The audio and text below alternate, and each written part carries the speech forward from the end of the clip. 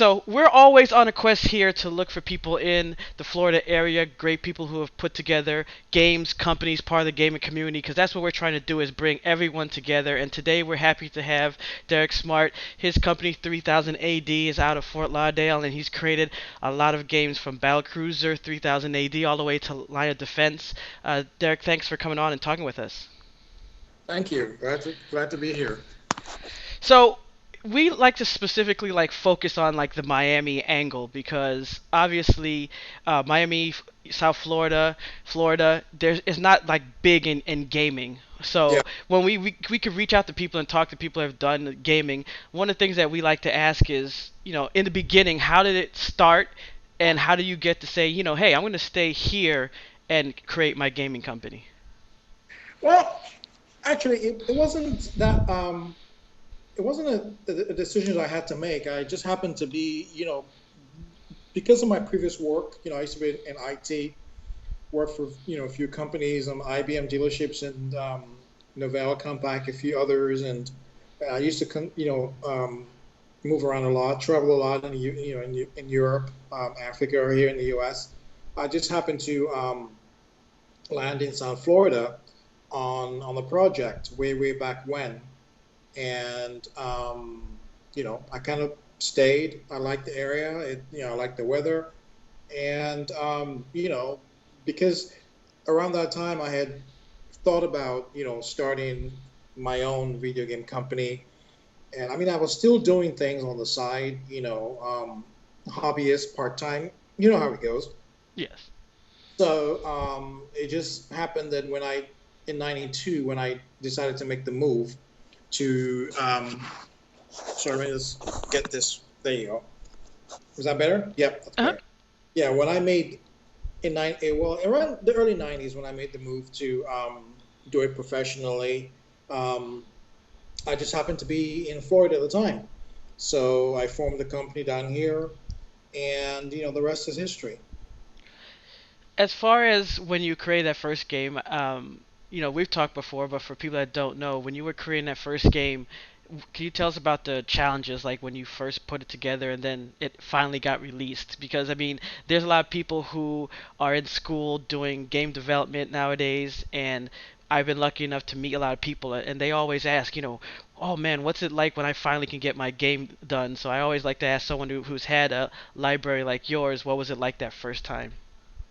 Well, it happened, quite by accident. I, was, just like today, nowadays people do the whole hobbyist thing. You have a regular job, and you do your hobbies on the side, whether it's game development, playing games, writing books, things like that. For me, it was the same. It was the same thing. But back in the day, we had CompuServe, AOL, Kix, Bix, Usenet. So one day I was I think I was on CompuServe at the time, and I just posted something that I was working on my own game, and a topic started around it, and that propagated around all the different bulletin boards. Because back in the day, I mean, games were not really complex. Some of the games we have today, and not very many people were making games back then as as today, because the movement really hadn't gotten that big. So whenever you mention games, either on Usenet or one of those services, AOL, CompuServe, and whatnot, it always generates a lot of traffic. So the game generated a lot of traffic. People started asking me all kind of questions, what I was doing with the game and how I was doing it, what it was about. I'm big into science, sci-fi, and things like that. So I described the game. I was writing a neural net for it, and explaining that it's like elite, a little bit of elite, a little bit of echelon, a little bit of jet fighter, a little bit of Star Nova, a little bit of space flight, star flight and all that. So it somehow, just by some fluke, it generated all this traffic, and then out of the blue, a magazine writer from Computer Games Strategy Plus uh, contacted me and asked me about the game. A bunch of other media people asked me about the game, and I didn't even have a demo at the time. So I put together a rough cut demo, did some screenshots, and next thing I know, it's on the cover of all those magazines way back when. I didn't even have a finished game, let alone anything that resembled a finished game. But it was just an intriguing game, and also being done by one person. The whole lone wolf gamer thing was big back then. Somebody in his garage and all that. So a lot of people were intrigued by how somebody who wasn't even in the gaming industry could just get up and make this huge complex game on his own as a lone wolf. Art, audio, programming, blah blah blah. And I didn't even know how to program games back then. I didn't even know how to program the language C or C++ or assembly, whatever it needed to make the game. I was learning as I go along. Pretty much the same thing people do these days. Mhm. The next thing I know, it started spreading like wildfire, and then I realized that, hey, this this is serious. People are taking this seriously. It's something that I don't particularly I should maybe focus more on. And it just caught on from there. My name started getting around. People started asking questions about the game, and all of a sudden, this guy out of nowhere. I've never worked in the industry before for anybody, and because most people in the industry, you can trace their roots all the way back to some developer, you know, or some publisher. But Right. I was never one of those people, so nobody knew who I was. And all of a sudden, everybody knew who I was and what I was doing, and you just caught on from there. I know that a lot of times people, when they are thinking about creating a game, even before, they obviously have the game in mind, but maybe they're confident in their development skills. They can code it, they can do that, they can do the testing. But when it comes to actually marketing it, going out, talking to people, getting your name out there, even with all the things that you have today, social media and all that, they still feel overwhelmed because they're like, okay, if I go out there and put up like a Facebook page or a Twitter account, I'm just one of millions of people that probably are also doing games. I know it's different like in the past, but can you tell us about marketing like yourself and trying to market your game if you're, like you said, the lone wolf out there without a publishing company behind you? Well, you talking about back then, or are you talking about now? I Because guess it would be from what back happened is then and then completely yeah. changed. No? Oh, okay. Yeah, it's completely changed between how it was back in the day and how it is now. So, I mean, back in the day, it was the publishers and the developers controlled everything. Well, most of the publishers controlled everything. They had access to the media. They would do all these trade shows. They'll have conferences where they have shows. Or, invite all the top media to their offices, show them new games coming out, show them games in development, and they automatically got media coverage. Back then social media wasn't such a big thing. I mean, the closest we had to social media were all these bulletin boards and forums, and a lot of gamers got all their news from these print magazines. Computer Gaming World, Computer Games, PC Gamer, Game Pro, a lot of them. So there were so many of them. So back in the day, even though the publisher spent a lot of money on marketing to get in those publications, they still did marketing in stores. Best Buy, they spent a lot of money on end caps in Best Buy, GameStop, and all these places. And I mean, online marketing wasn't such a big thing back then. We didn't have, I mean, we had still had online ads, but the web was still a little bit, they didn't have the tools. Web 2.0 hadn't come around at the time, so there weren't that many, what's the word I'm looking for? Clickbait, Oh. or, to promote your games. But nowadays, I mean, there are so many ways, so many things you can do to promote your game, promote yourself, that it's sometimes overwhelming. And most of it is, I mean, and some of them are very expensive, some of them are not so expensive. But it's easy to spend so much money, still not get any traction, not get any meaningful um, metrics. But the funny thing is, I give you an example. It's just like free to play games. You can have a free to play game that has 1 million subscribers playing it, right? And you only have maybe 5% of those are the ones who are actually paying for it. Yeah. So they're paying for the other, 95%.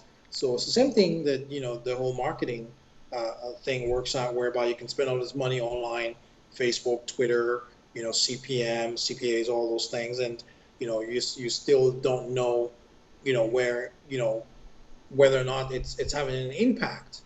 I mean, it's like, it's imagine spending $3 million for a 1 minute slot during Super Bowl, for instance. I mean, you already know that's marketing. You're going to write it off against marketing. So it doesn't matter how many people see it. There's no way for you to tell whether or not you've got, bang for your buck, because all it boils down to is how many people saw the ad. You still don't know how it converts. So, but somehow marketing is still a big thing. So for me, all I've really done is put all the games out there. We do marketing sometimes, Facebook, Twitter, do some exclusives with some of the gaming websites and whatnot. Page landings, take over the sites, give out free codes. But I can tell you right now, in my experience, even after doing over 16 games now, I mean, my biggest marketing tool has always been the gamers who buy my games. You know, so when you have a niche core audience and you continue to make games for them and you cater to them, they're the ones who spread the word. So you've pretty much got all that traction within your install base. When you have 10 people, my theory is you have 10 people, you're better off catering to those 10 people as much as you would trying to cater to plus two. Because sometimes you might waste your time trying to get plus two and not get plus two, then you lose plus two from the 10 you already have. So my focus has always been focus on the people who have bought your games. Now, if you don't have a suite of games and you don't have an install base, it's different. But once you've got an install base and you've got a whole bunch of people buying your games, and you built a series or a franchise or whatnot, it's very, very important to cater to them, because they will keep buying the games. All my games, people who buy my games have always funded the next game. So I've always, when people look at my games, good, bad, or ugly, for better or for worse, you either like my games or you don't like them. And people who like my games keep buying them. And as long as you keep supporting them and you stay true to the game. You and I both know, you've been around for a while. You have some times where you have a really good franchise, and then all of a sudden the publisher, the developers decide they want to change it because they want to cater to a quote unquote wider audience. Yes. And of course, they end up doing that at the detriment, sacrificing your core base. They get upset, they leave, and now you've lost some hardcore gamers, and you're stuck with the flaky newcomers who haven't been around or who aren't going to stick around. That's really a recipe for trouble. That's why a lot of AAA games that part of a series have failed in the past few years, because rather than catering to the core audience, they want to cater to core audience plus those, plus others, and you can't win that way. Do you think that's when you have like the marketing people and maybe the people who come in and they're not close to the game, they're not the people that really care about games or develop games, they take over? Because you kind of get that when someone talks about a company, you think, oh, this company must be full of gamers. Okay, it may be a lot of them, but there's those people that are 100% business, and they may be good at some things, but then they'll say, hey, these numbers don't match, but if you change this game around, you could pull in this demographic, and like you said, that may not fit with your game. I know people said that about World of Warcraft. They said earlier in the game it was more hardcore, it had that better system, and then they said, oh, well, now they're catering to people who complain, catering to the Care Bears, and in a way, for World of Warcraft, it kind of helped them. And I think that now a lot of companies just say that's the way to go. But sometimes, if you're too far away, you're just thinking about business, you forget about the heart of the game itself and the gamers playing it. Yeah, that's true. I mean, and that's the reason why. I mean, focus groups are good for testing and things like that. I mean, focus groups for marketing is such a bad idea. I mean, everybody knows it's a bad idea, but people out there who push it are doing that because everybody has a job, and a role to play, right? But at the end of the day, marketing is it's not an exact science. If it was an exact science, all the marketing that all these AAA games that have failed have spent all that money in marketing, they would all be successes. So the key is really trying to find a balance between your core audience and making money on on new gamers. I mean, every business wants to grow. It's what you do, in order to get on that growth path is what's important. And sometimes it's easy to lose sight of that. Now, as far as just the Florida angle, was there ever a point where either you or there were outside forces telling you, hey, you should go somewhere else? Or did you always say to yourself, hey, I'm doing what I'm doing, there's no need to go away from where I'm at? Well, yeah, I mean, the thought did cross my mind. I mean, I go between, New York and South Florida, quite a bit, and I have a place here in the UK and a couple, and so for me, I've always felt that, once you have an installed base, there's really no need to move around. I mean, a lot of people end up going to Silicon Valley, going to LA, go to Austin, Texas. I mean, that's mostly where most of the talent gravitates to those places because that's where most of the core companies are. But when you're an indie developer and you have a small operation, and most of my guys are worldwide, there's really no incentive to just up and move just because to go where all the action is. Because guess what happens when you do that? Not only do you go where the action is, now you're going where most of the competition is. Mm, Now you're going to start competing with established companies for the few talent that's there. And what's happening if you end up moving and you move with your guys? Well, guess what? People get tempted. I mean, loyalty goes as far as anybody's paycheck, mm. So you move, and the next thing you know, you're losing all your core guys because they've got, they get, better offers, and they get attracted to different things. It's a double-edged sword. So I've really never ever thought about it. Plus, my family's down here, and I thought it's better if I, you know, move up and just getting up and moving is really a waste of time because if you have a good company and you have a good team, people will come and work with you wherever you are, and that's the way I've looked at it. Now, you've worked with people in the South Florida as far as like organizations for gaming. Can you tell us a little bit about that? Yeah, not a lot. Most of the people I've worked with, are in different states. Unfortunately, as you know, we don't have a big, video game development community down here. We had the guys over at Shadows in Darkness, Mark Bradshaw and his crew as well. And I mean, I think the biggest company we have here right now is Magic Leap, the guys Mhm. with the VR. I mean, they're like 20 minutes from me, by the way. They're about 20 minutes north of me. Yeah, north of me right now. So I haven't really had the opportunity to work a lot. I mean, when we had the IGDA chapter, I'd meet with a lot of people because we had the Florida chapter of IGDA, and Mhm. I was on the board of directors for that for a while. We had a lot of interesting people from the Florida Art Institute, some kids from there, from most of the colleges around here, FIU and so forth. They were all interested in game development. They would come to our sessions. They come sometimes. I'd host game sessions. I will go talk. I'll do some lectures and things like that.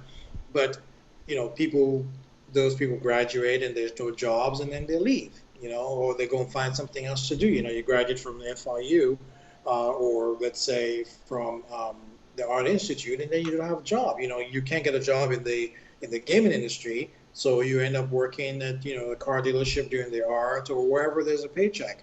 And these people still do the things on the side. They have the online portfolio. They're doing um, hobbyist gaming using things like Unreal Engine, Unity, and they find opportunities. And guess what? They leave because there are really no opportunities down here. So, it's very, very hard to network or to even build an ecosystem down here. And aside from that, the last I checked, the state didn't even care about anything related to tax credits, to attract and keep talent down here. I mean, I used to follow that closely for a couple of years, and I just lost interest. So really, there's really no incentive for anyone to stay.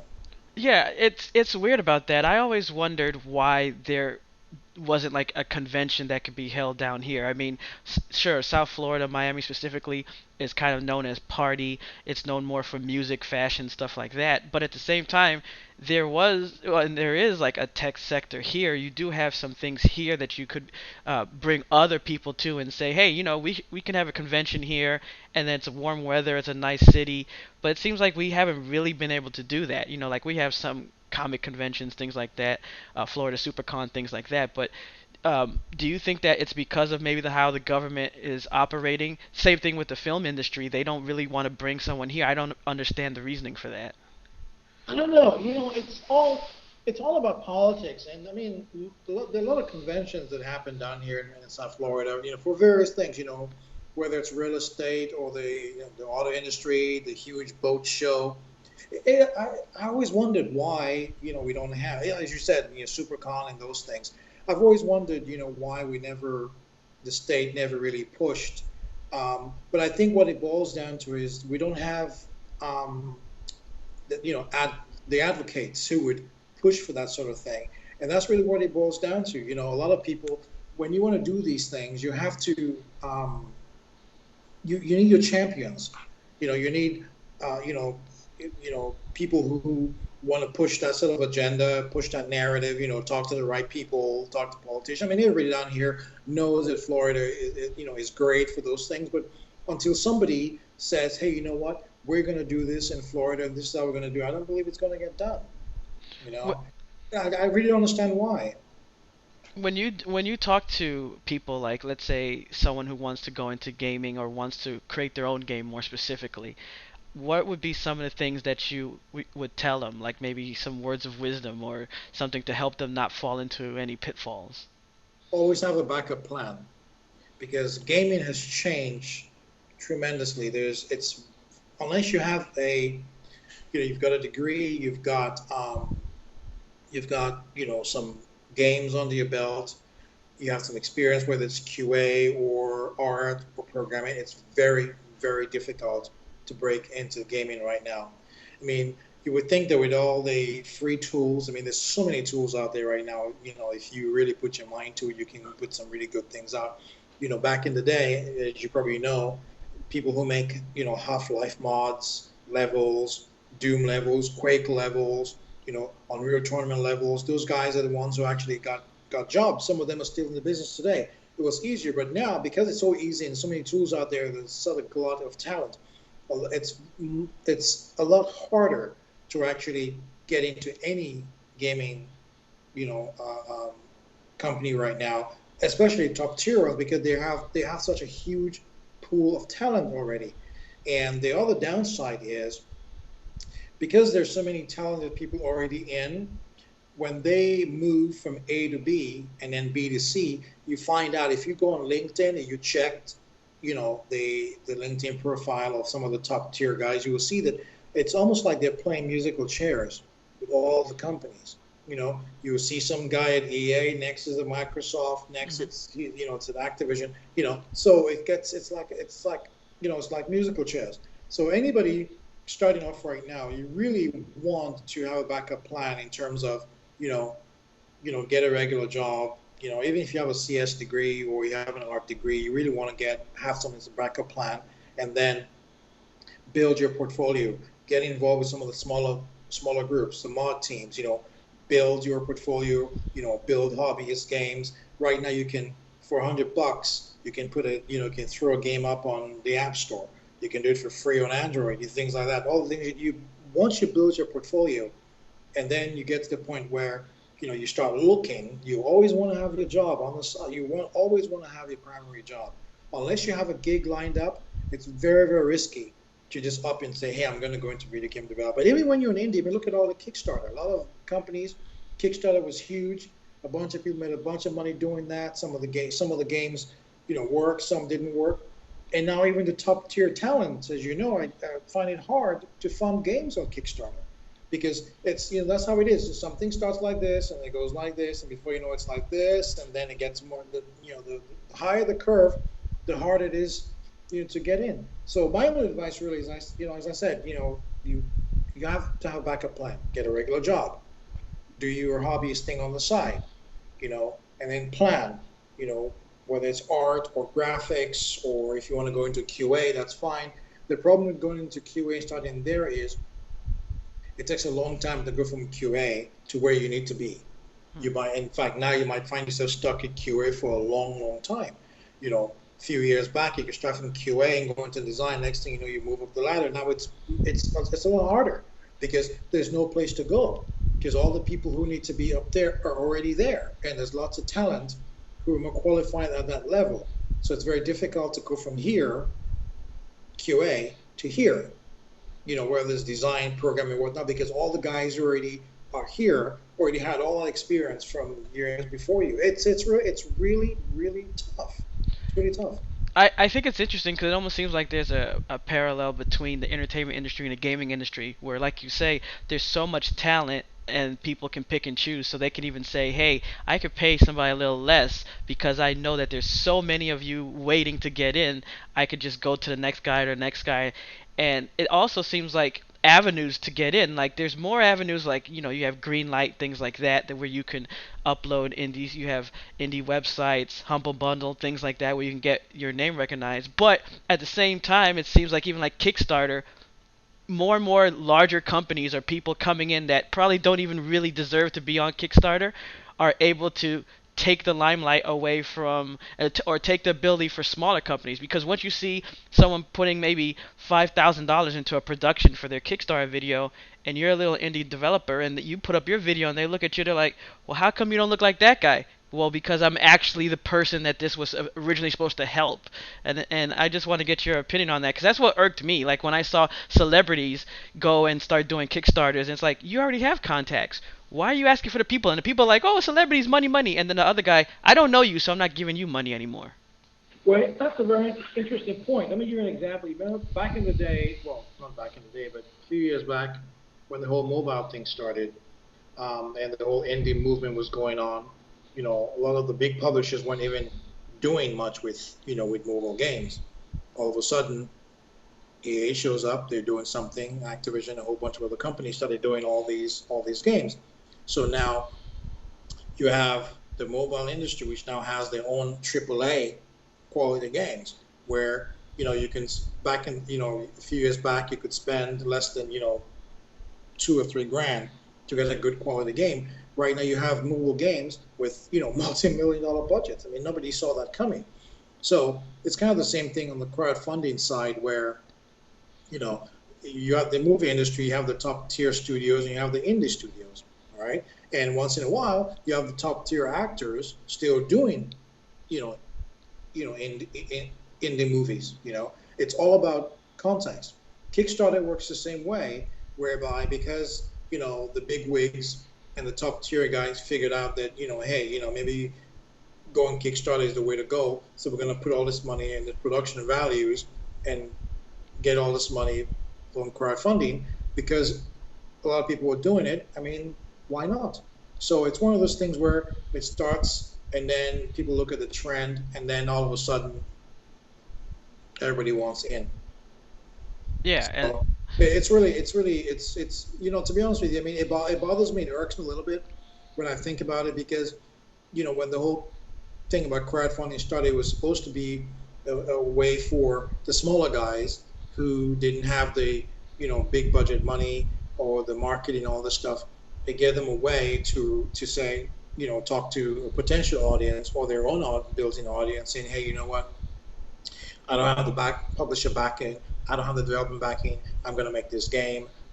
Would you please, support me? I mean, that's what the whole spirit was. The Indiegogo and Kickstarter, and all of a sudden, now the billion-dollar industries, and everybody, wants a part of the action. It's just something that it's inevitable. Now, of course, it's now harder because a lot of these, even the big boys came in and they fail to deliver on promises. And once a few of those happen, gamers and non-gamers get skittish and they start taking a wait and see approach. And guess what happens? You find, you know, the latest example, John Smedley from, SOE. He had his new company, Pixel Games, and they put a new game, I think Hero Song, on Kickstarter. It went nowhere. He had to cancel it, you know. And there have been a whole bunch of other high profile top tier guys, who had the same fate where they didn't get any traction only because a bunch of people before them, just burned the whole thing where people saying, we're not going to give you money. I remember that. So it's really sad because at the end of the day, now it's going to take a lot more to break into crowdfunding. And the other thing you need to be aware of is that usually people go into crowdfunding, they, especially in gaming, they think they need 20 grand to make a game, and then they go and ask for 10. Well, guess what? You can't. If you've got a game you want to make for 20 grand, why are you asking for 10? Well, they're asking for 10 because they don't believe they can get 20. Which is bad because then you end up getting 10 and you realize you need to make a game for 20. What do? I mean, every single failed story about crowdfunding video games leads to the same thing. They underestimated what they needed. And that's what top tier publishers and top tier game developers do. You plan for all this stuff, you know. And some of these companies, guys and people want to do these things don't plan for that, for those contingencies or how things can go wrong, whether it's, underestimating what it will cost to ship, backer rewards to how long it would take to do a game. When as a developer myself, I've made multi-million dollar games. When I look at Kickstarter, I look at the pitch and I look at the amount of money and I go, nah, I don't think you're gonna make that game. When you look at a game, that's a $500,000 game, and somebody's asking for $100,000. If you're really good at what you do, if you've done it for a long time, you can hear the warning bells. That's why I back very few projects, and so far I've been lucky. I've only lost money on two projects that failed. All the other ones I backed, they've delivered or they're on the way to delivering because you really have to to pay attention, and that's what's really hurting crowdfunding right now, and it's taking all those guys down, down, down with it. Well, it was really great to have you share not only your experience but your wisdom, because I mean, a lot of times people don't get access to that. Like maybe if you're in school, you'll have a guest come in, or maybe your professor has that experience. But a lot of people don't really see what's going on behind the scenes. They talk about what they think that they know, and they post what they think they know, but they really don't know, and that's where the mistakes happen. So I really want to thank you for coming on and talking with us, and I hope that you'll come back in the future. Absolutely, always good to talk to you guys. Just let me know where I am. We're local. We should get together. We should do this some more. Oh, definitely. Well, thanks again. Talk to you soon.